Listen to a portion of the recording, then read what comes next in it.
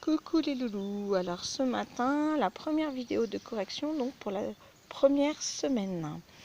Alors, dans les difficultés qui me sont remontées ou que j'ai pu constater sur vos productions, alors il y a par exemple le B et le D. J'ai vu des enfants qui me faisaient le B comme ceci. Non, attention, ça c'est de l'écriture script. Vous devez bien faire en cursif comme ce B là, sinon vous allez confondre avec le D. Parce qu'ils se ressemblent beaucoup, il y a juste le bidon et le dos qui changent.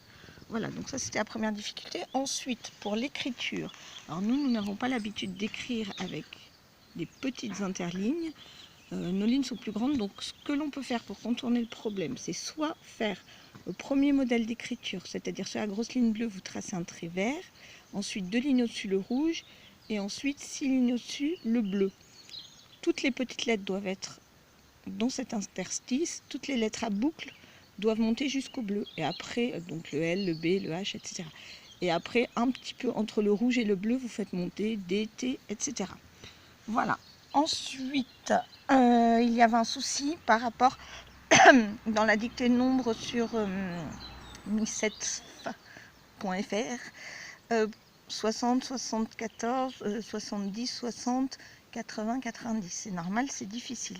Donc nous, on a travaillé avec ces petits cartons qui s'appellent les cartons Montessori, que vous pouvez trouver sur le site MHM, le nom de la méthode de maths, dans matériel à fabriquer, CP, matériel à fabriquer, ou alors vous tapez carton Montessori si ça peut aider les enfants, pour ceux qui ont des difficultés bien sûr.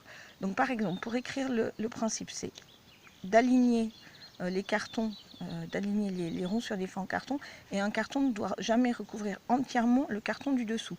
Donc par exemple 74, je vais écrire 74, qu'est-ce que j'entends? J'entends 60, j'avais tout préparé, et hop, évidemment, voilà, 60, et là je fais, hop, pardon, 14, vous voyez le 4 ne recouvre pas entièrement le 10. Sauf que là, si je fais monter le 14 sur le 60, ça ne marche pas puisque le carton du dessous va être entièrement recouvert. Donc 74, c'est bien 60 plus 14, on est d'accord. Et là, je vais faire 6 plus 7, c'est dans la même colonne. 6 plus 1, pardon, ça fait 7. Donc en fait 74. Voilà, ça s'écrit comme ceci. Je ne sais pas si j'ai été très claire. Pour la compréhension du texte, c'est difficile la compréhension de texte, donc surtout vous les laissez bien lire leur texte tout seul d'abord, et ensuite vous faites une deuxième lecture avant les questions pour être sûr que voilà, ils ont bien le bon texte sous les yeux. Ensuite, pour les sudoku, alors pour les sudoku, voilà à quoi j'ai pensé. Donc je vous propose à la maison de leur faire fabriquer une grille. Alors moi j'ai pris la première grille, donc je l'ai fabriquée sur une feuille. Vous pouvez aussi le faire par exemple sur l'ardoise. Et ensuite vous leur demandez de fabriquer, alors vous pouvez le faire sur des bouchons, sur des petits cailloux, d'écrire, ou alors moi j'ai fait sur du papier, d'écrire sur des petites cartes donc ce qu'il manque. Donc dans ce carré là il manquait le 2, donc j'ai fabriqué un petit papier avec le 2, il est là. Voilà. Dans ce cadre-là, eh bien, il manque 1, 2, 4. Donc, j'ai fait le 1, 2, 4. J'ai pas mis mon téléphone sur avion. Donc, je devrais être au point au bout de peut-être à la fin de la semaine sur les vidéos. Voilà. Donc, en fait, pour chaque carré, vous faites un petit papier, un bouchon, un caillou du nombre qui manque.